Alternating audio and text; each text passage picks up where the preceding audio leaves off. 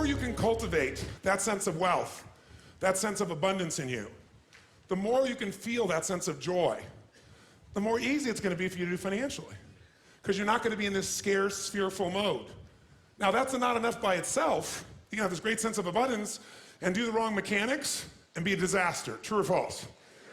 But if I have an area to get you started with, you want to have the emotion and psychological strength, because that's going to carry you through when the mechanics are boring or frustrating, or when things aren't working out. Your emotion, your psychology is what will carry you. It'll get you to keep doing it. Everyone knows, if you've done any studies, Dr. Seligman is very famous for doing studies on optimism. And in those studies, you know what he found out? People that are pessimists are much more realistic. They're much more accurate. If you give them a test and you ask them to look at something and give you a size measurement of it, or to evaluate their own success or failure at a task, in every study Seligman's done, he did it in the University, I think Pennsylvania if I remember correctly originally, what he found was that optimists always see themselves as doing better than they really did. They basically BS themselves. What happens to pessimists, they're 10 times more accurate. But here's what he found out.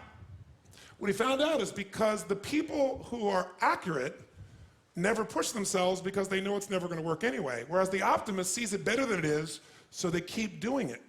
Because they have the illusion they did well, I'll do even better next time. And because of that optimism, they did it more often, and so optimists succeed at a 4 to 5-fold, depending upon the task, result ultimately beyond anything that a pessimist will do, and they're not as accurate. All that's a big way of saying is, if you can develop a psychology of resilience in yourself, you don't have to be optimistic or fake, you can be real. The realness is, whatever shows up, you are larger than anything that can happen to you. You are larger than any financial challenge you could ever face.